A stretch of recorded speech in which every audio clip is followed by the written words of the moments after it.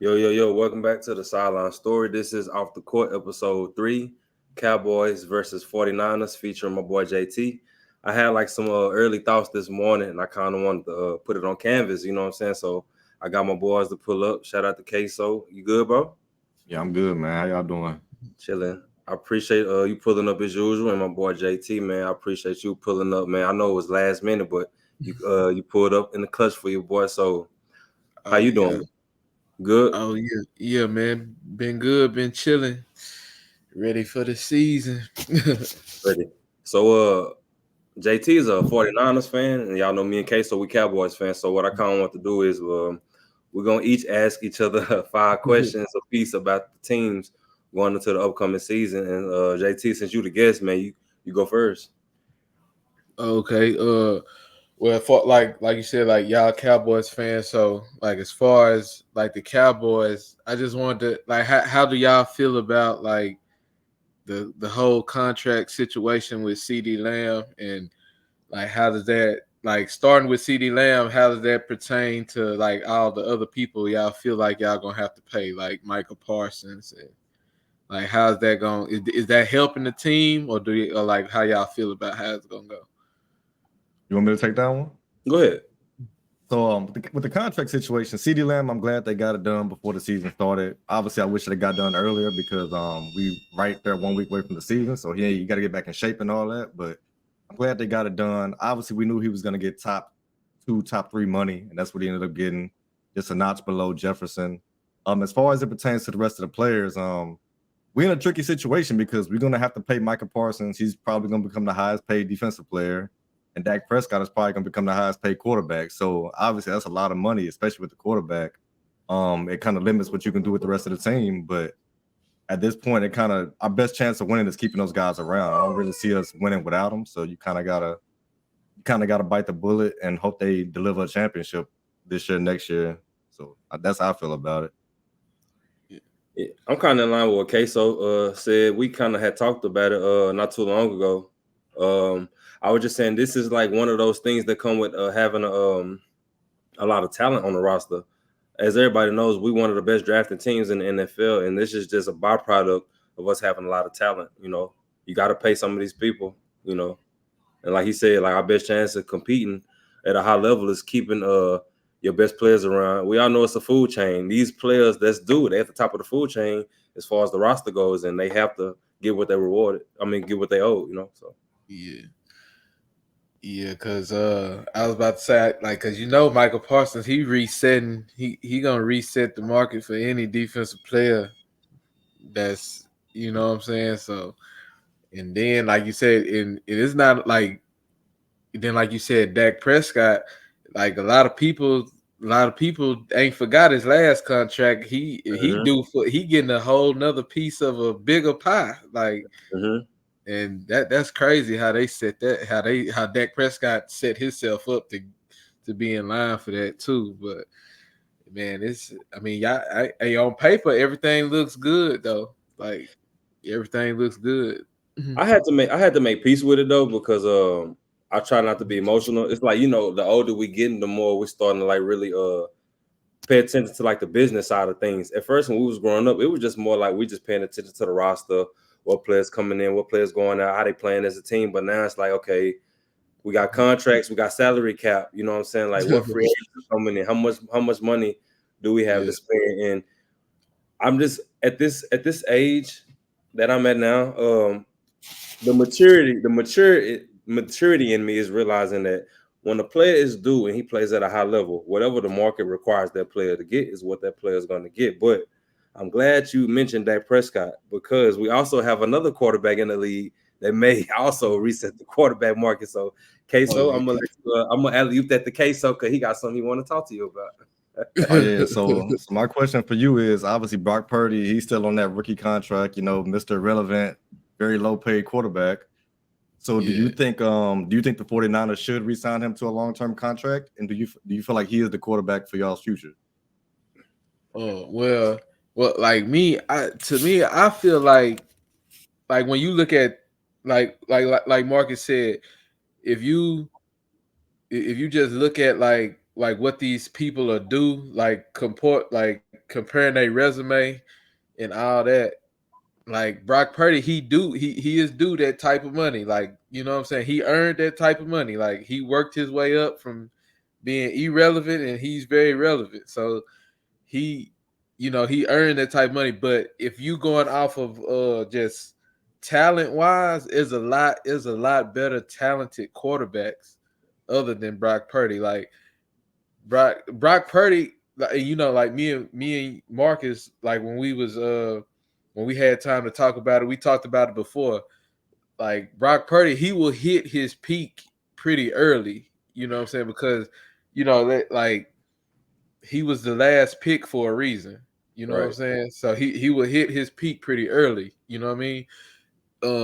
But I feel like it's way better talented quarterbacks that, like, hopefully we could probably find. I wouldn't re-sign them because it's like I said, I feel like he'll reach his peak kind of early. I wouldn't re-sign him, but I mean, but as of right now, he's the best fit for the system that we got. You know what I'm saying? Like, he's a plug in, follow the system type of quarterback. You know what I mean? Like, but if we resign, if we resign him and make him, like, pay him that money, that'll like set us back like to where we was before, and I don't want that. So I mean, I don't think he the quarterback for our future because, like I said, if you just look at the league quarterback wise, there's a lot of other talented quarterbacks out there. You know what I'm saying?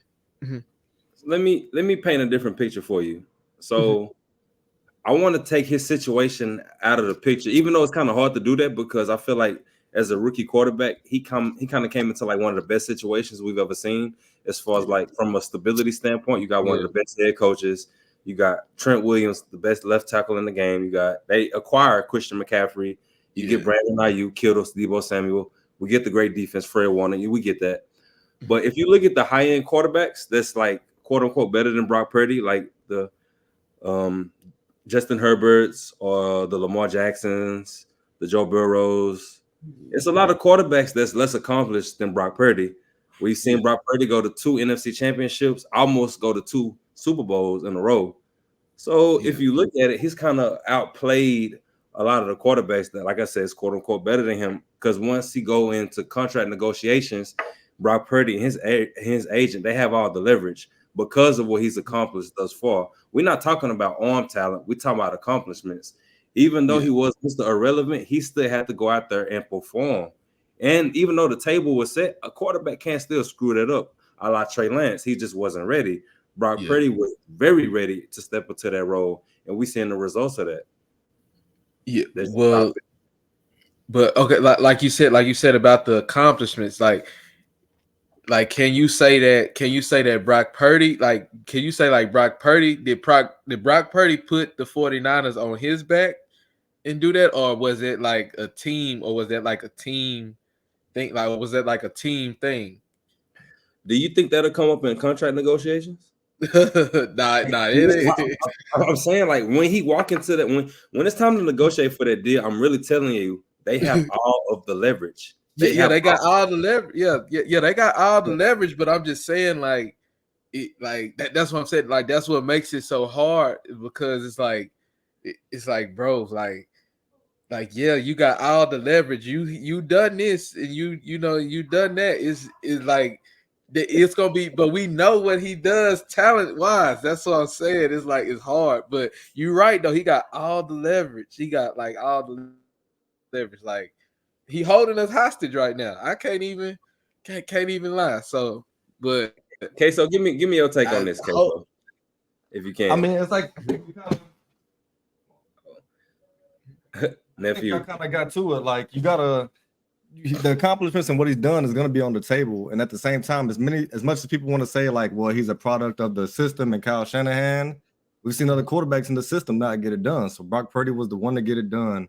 So obviously, when it comes to the negotiating table, that's going to be able to, you can use that as like for leverage. Now the real debate comes to whether they want to pay him, or if they think, well, he's a 7th round pick, we could probably draft somebody a little bit earlier and try and get some of the same results. Because you got to look at it like this: with Trey Lance drafting him top 3, most times the top 3 pick isn't that big of a bust. And at the same time, drafting a quarterback round 7, chances are you're not drafting a guy that's going to be like Brock Purdy. So if you want to just go back into the draft and take your chances and not have to pay a quarterback, $55-60 million, you might just want to take that route, especially if the rest of your team is able to stay intact because you don't spend that money on the quarterback. I can see them taking that route. But if I'm Brock Purdy, I'm feeling like, no, I'm the guy, pay me the money. So it's gonna be interesting to see. I don't think another team is gonna pay Brock Purdy like 55-60 million. Though I just don't see it happening because like the lack of arm talent, and I do think he's more. I think he's a decent quarterback, but I think it's more of like the Kyle Shanahan system than it is Brock Purdy being like elite like that. I'm kind of confused. So it's like at this point, what number? I mean, I know we not counting pockets or nothing like that, but like I said, like Justin Herbert has been to the playoffs one time. Lamar Jackson, they kind of questioning his playoff ability at this point. Like he's a great regular season quarterback, the same as Dak Prescott. Brock Purdy, even though he doesn't have like the MVP that Lamar Jackson does, he's still very accomplished in what he's been able to do thus far. Like I said, the NFC appearances, the Super Bowl appearance. If he hadn't got hurt against Philly, they might have went back-to-back years. You know what I'm saying? Like if Brock Purdy gets hurt, my personal opinion, I think y'all season is over. Knock on wood, God forbid. You know what I'm saying? I feel like I really think he's the quarterback of the future, bro. Because even though he may reach his ceiling a lot faster than quarterbacks, I feel like from a mental standpoint, he may just be as sharp as everybody. I'm not saying that he has an arm like Justin or Joe. I'm not saying that, but it's about the intangibles. I feel like he has a lot of things already in his arsenal that's equipped to go forward with this team. Y'all already paid Brandon Ayuk. This Christian McCaffrey injury does scare me a little bit. I kind of want to see how that plays out and the Trent Williams holdout. Don't do that. I'm just saying though, I really feel like if he was to go down, y'all season is pretty much a wrap. That's just how I feel on it. Yeah, well, yeah. Well, I ain't gonna lie. I mean, if you like if he was to go down, I mean, we ain't gonna have like the best like season still if he goes down. But I mean, I think what's the dude name? Josh Dobbs or something like that. Yeah. He he played well in the preseason. You know what I'm saying? We saw him do things that made him look like, he should have been still been in Arizona's, as a quarterback. So but like I said, but what y'all saying is right though. Like what y'all saying is right. But like I said, he holding us hostage right now, But then again, do you see him having the same success anywhere else though? That's the big question. If we be like, nah, we ain't gonna sign you, do he have success anywhere else? That's why I kind of led into it. I didn't want to bring up his situation because it's kind of hard not to. Like Queso just said, he could be a product of the Shanahan system. And the thing about it is he's so fortunate because the San Francisco 49ers, y'all have like an embarrassment of riches. When you look around, it's just so much talent. Y'all oozing talent everywhere. It's talent everywhere. So that's the situation that he just walked into. You know what I'm saying? Like I can't really blame him for that. I credit him for being successful, even though he has the table around him set. That's what I do credit him for, because quarterbacks still may not be able to taking advantage of his opportunity. Yeah, I can't help but credit him for that. But I introduced the pod wrong. I apologize. I wanted to say prayers up, man, for Ricky Pearsall. They said he was shot. They said the doctor and his mother said he was in fair condition right now. I kind of wanted to mention that. So I apologize for that late mention. Shout out to you, bro. Prayers up. Hope you have a great recovery, you know what I'm saying, to continue your career that you went hard. But I did want to ask you about, before you went with your next question, this Trent Williams holdout. I feel like you would be closer to the situation than most of us would be, considering that you're a fan. What are you hearing about the holdout thus far? Because he has to be paid. They paid Ayuk. I'm thinking that this contract could come through any day now. I'm really waiting on the Adam Schefter alert at this point, to be honest. Yeah, I've been waiting on that Schefter alert too, but like from the stuff that I had read about it and everything, it's like, he like you said, he want to be paid and he got to be paid, but like I think his situation is like they have a number, like they got a number they want to give him I think his problem is the guaranteed money. I think that's his problem. Like, you know what I'm saying? And I think I know like it was one offer they said they sent him. I think they was like it was the guaranteed money, and he wanted like an extra year to go along with. You know what I'm saying? With how, like, I guess with how long he think he'll be able to play, but other than that, I really ain't. You know, it seemed like Lynch ain't budging and Trent ain't budging. So, but we gonna need him because you know he the heart of the. He played left tackle, but he the heart of the offensive line. You know what I'm saying? He lead the pack, so we definitely gonna need him. We need to get that situated. You know, we It seemed already like done in got like Brandon Ayuk. it seemed like in like the NFL, where like the older players, that extra year on the contract is always so key to them, like because they want to get that secure, that feel secure, like knowing that they could be closing out their careers and getting that last big contract. And so Yeah. it seems like the teams are like less willing to give that extra year, and obviously the players are always gonna be pushing for that extra year. In Trent Williams' case, I feel like it should be a no brainer. You talk about one of the greatest left tackles of all time, and he's still playing at an elite level. So I feel like you got to get it done, but also for the 49ers, that means you got to maneuver some money and do some things because you know that's a talented roster. So I get it, but I think at the end of the day, I wouldn't want that man. I wouldn't want that man to be unhappy. You know, that's the protector of your quarterback. Without him, that's gonna look rough Yeah. out there. So I would just get it done, especially with the season starting next week. Like I would get that done ASAP. Yeah, man. Like, and then like I heard, I seen something else. They was like every week or like every month he holds out, he gonna get like a fine or something like that. So I think it was I'm like, 50,000 a day. I man, think it was a like day. this is crazy. 50,000 a day. Yeah, I think it was 50,000 a day. They yeah. fined See him. that, Yeah. like that's crazy. So like him holding out is really taxing us because he got to pay them fines. So it's like. But you know, like you know, it seemed like this year just been a year of contracts, and it's been weird. Like it seemed like everybody just wanted to get paid, and it's like it seemed like nobody was really like stable where they at because it was a lot of moves made, like Stephon Diggs going to Houston. Like it was a lot of places people done went back and forth to, and a lot of people having disputes with money. But like you said, I think we're gonna get Trent Williams in there.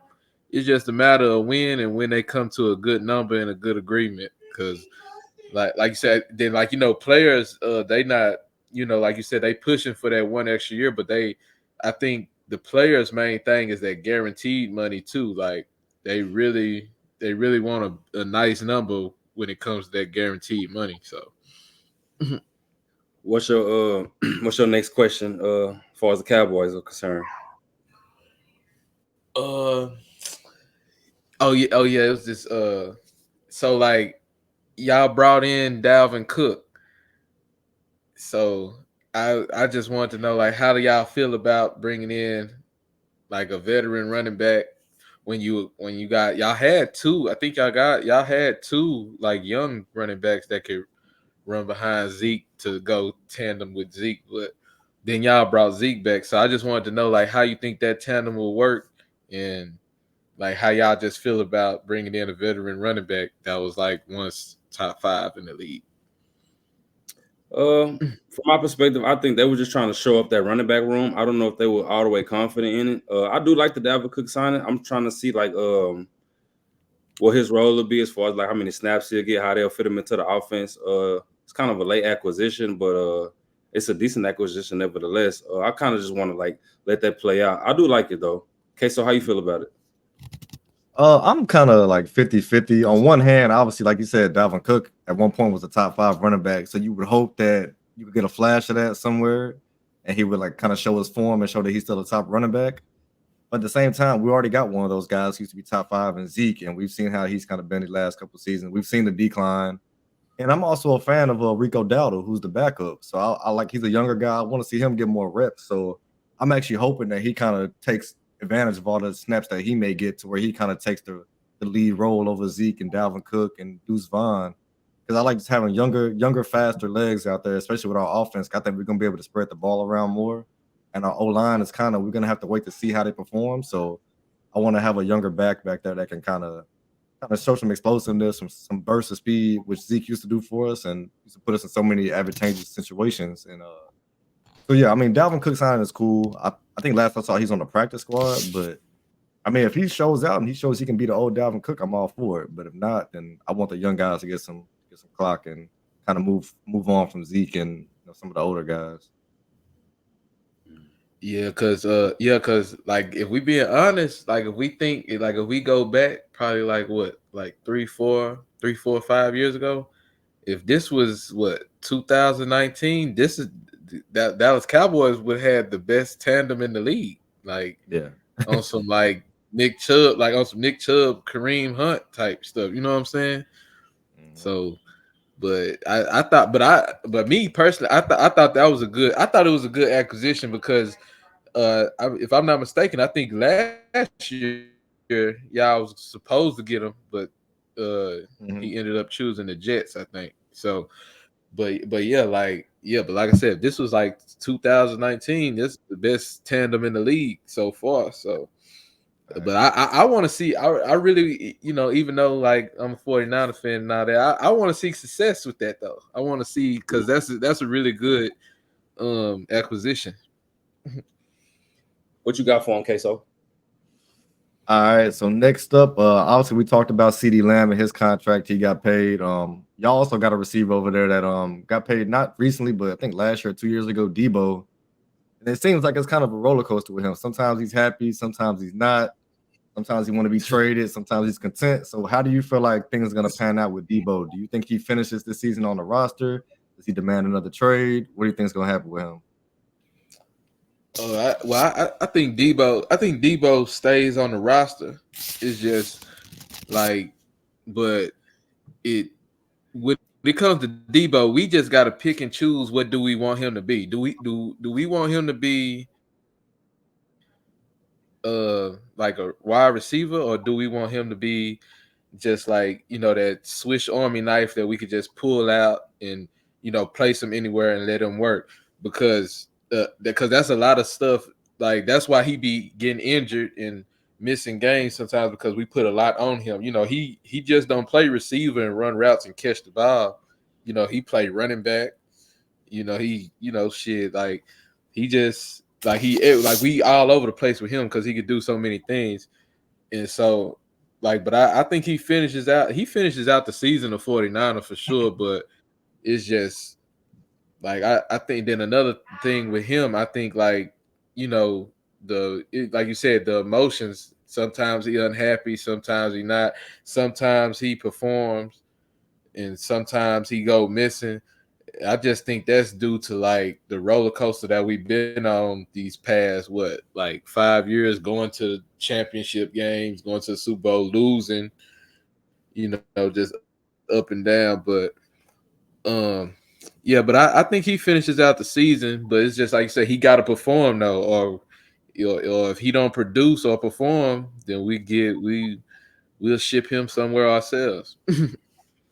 I think for the most part, Debo he's a highly productive player. It's just a matter of health. That's how I feel. I know y'all used to be like one of the most injury-riddled teams. I know last year I had a pretty decent bill of health, and we saw like what y'all could do with that, which is make a Super Bowl. So with this Brock Purdy contract, I feel like it's gonna kind of be interesting to see how the trickle down effect goes, because I could be wrong, but I feel like they may choose between Kittle and Debo at some point.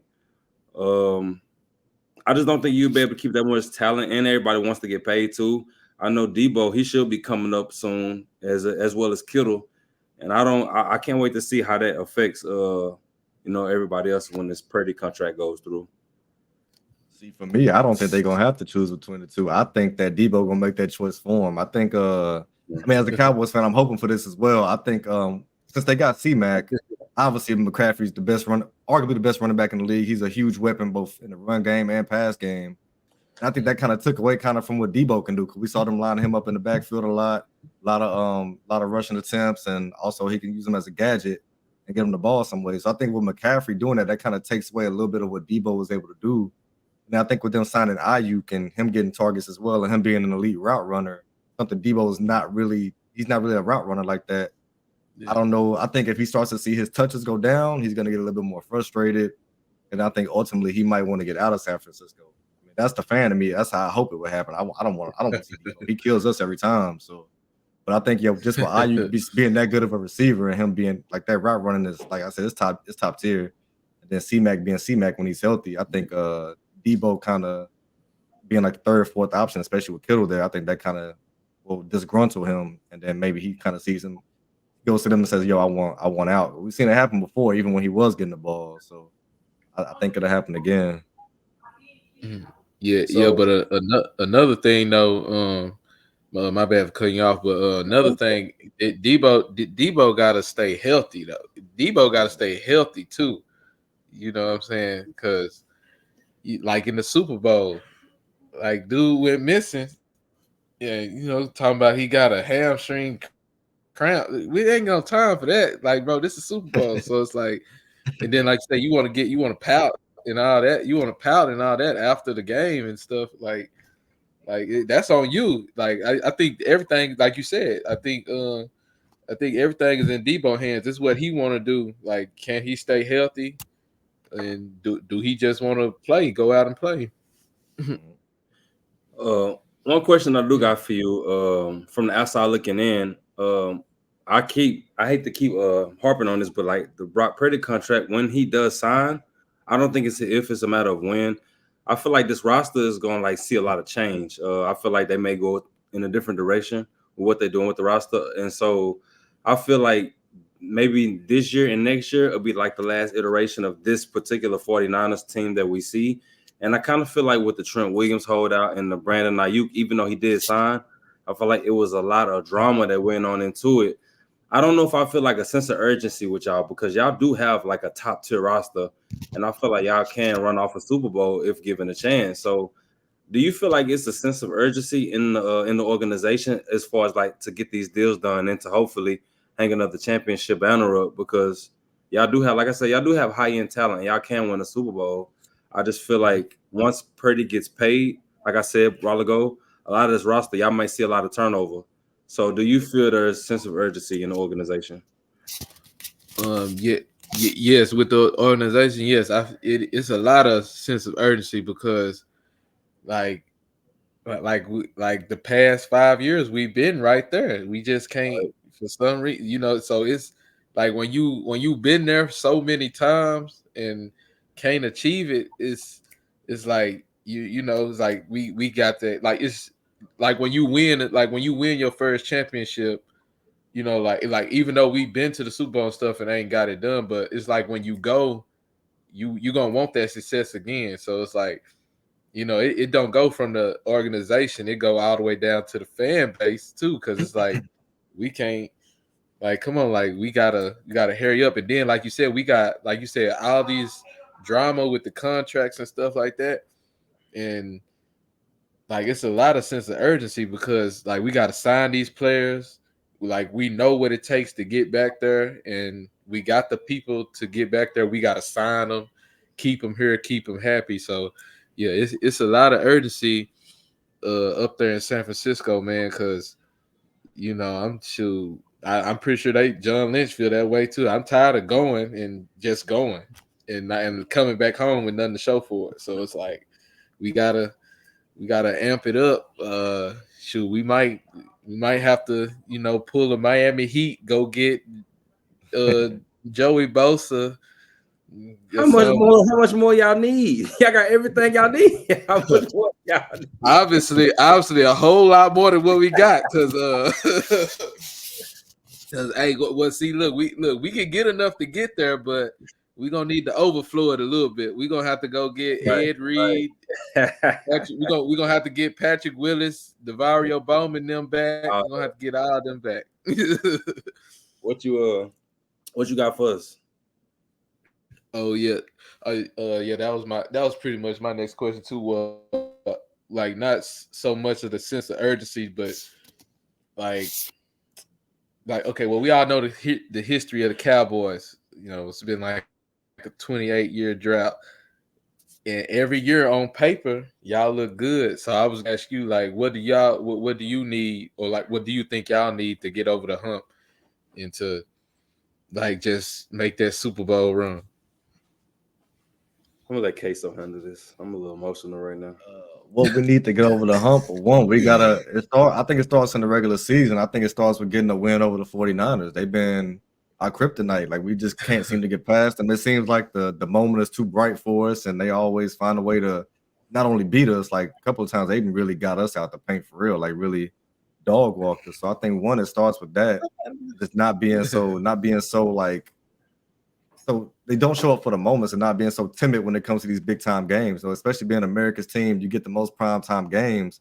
And when you play the 49ers, it's going to be prime time. You got to really be ready to go on both sides of the ball. In the playoffs, we've seen the Cowboys just look like against the Packers, just the defense was non-existent. How do you go from being a top 5 defense to not showing up in the playoffs against Jordan Love, who had no playoff experience, no nothing, and barely had receivers? So I think for us, it's just a matter of really just gearing up for the big time games, whether it be playoff game or regular season, like big time matchup, and like setting the bar there and showing like, yo, we ready, we here to play because we got the talent, like you said, we got weapons, we got the receivers, we got a great defense, but they can't all disappear whenever we in the playoffs because we ain't been to a championship game, like you said, it's been a long drought. So I guess it's at the end of the day, you got to show up. Like Jerry Jones, you can blame him all you want, but he didn't put the roster together. They drafted great for the last I don't know how many years.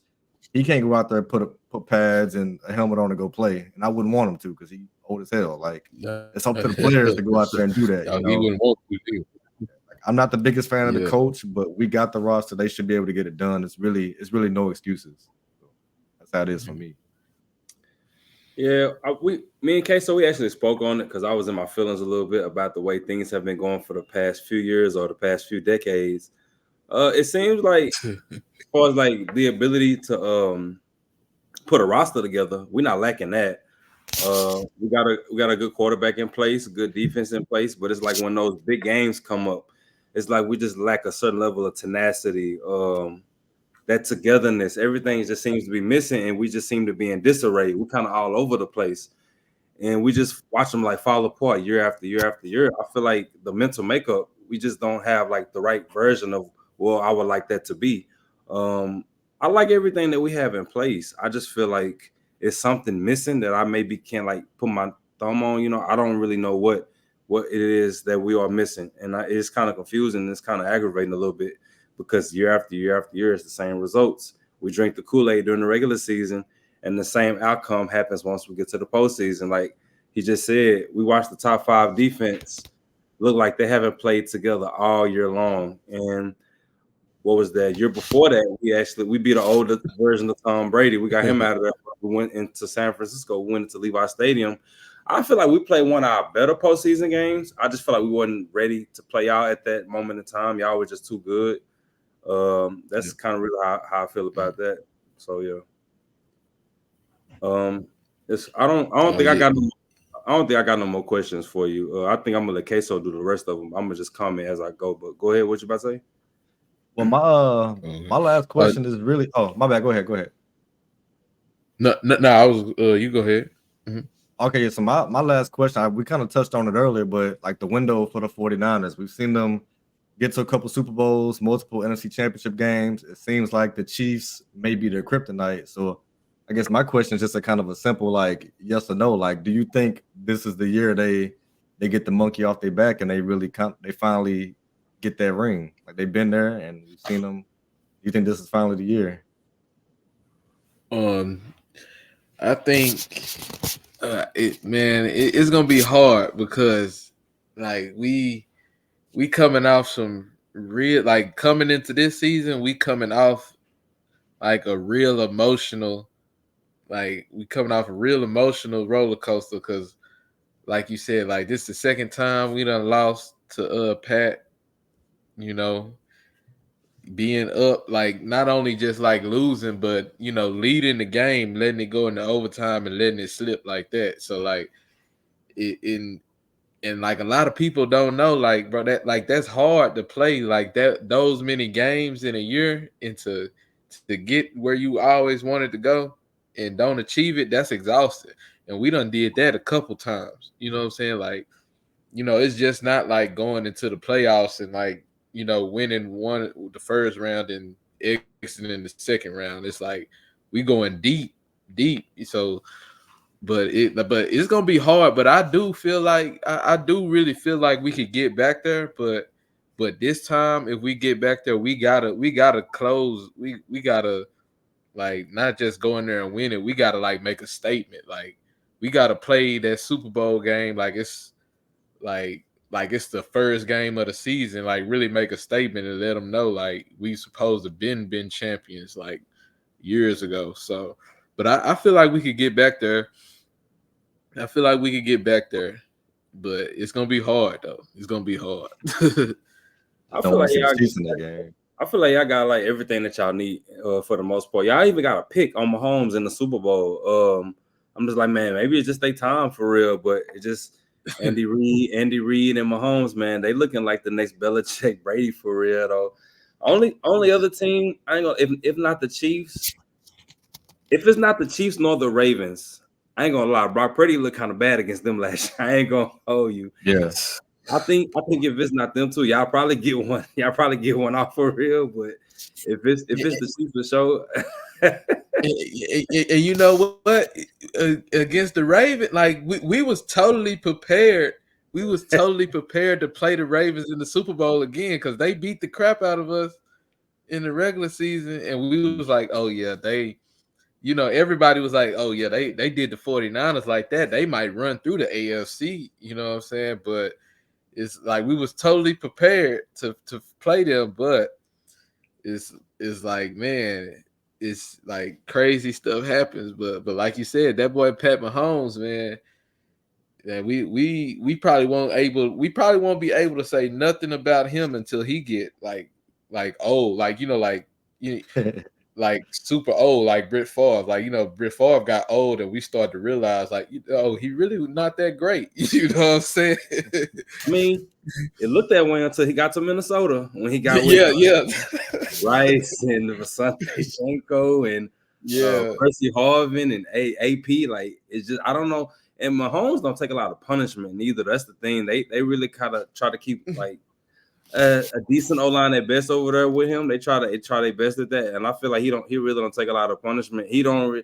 If you notice, he don't even throw it over the top a lot no more. I'm not gonna say it's dink and dunk, but it's a lot of medium level passes. Like the way he's going now, it's just about breaking you apart mentally, and I feel like that's what's gonna keep him around for a while. But before we Well, get out of here, you got something?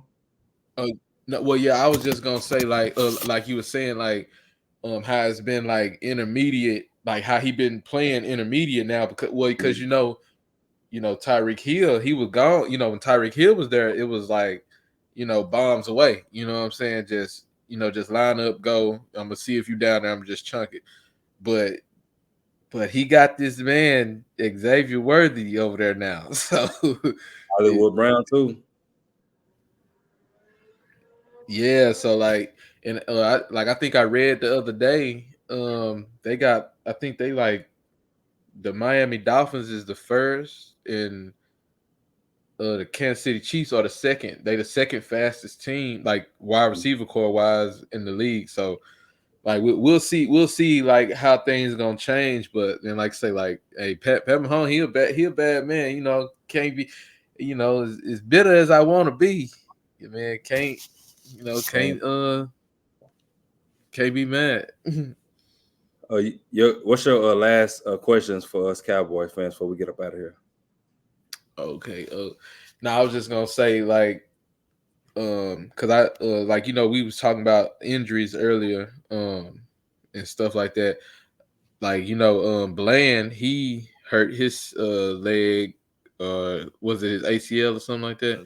And then I think y'all had, I think Sam Williams, like he was a pretty good like defensive player y'all had. I think he hurt his ACL and things like that. And then how do y'all feel about? Well, like mostly my question is about the Cowboys defense, and because Bland hurt, Sam Williams hurt, and you got Trayvon Diggs coming back off of his ACL injury. Then you guys wanted Bland to be the backup for Gilmore. Gilmore gone and Bland is hurt, so I just wanted to know how y'all think y'all defense will pan out.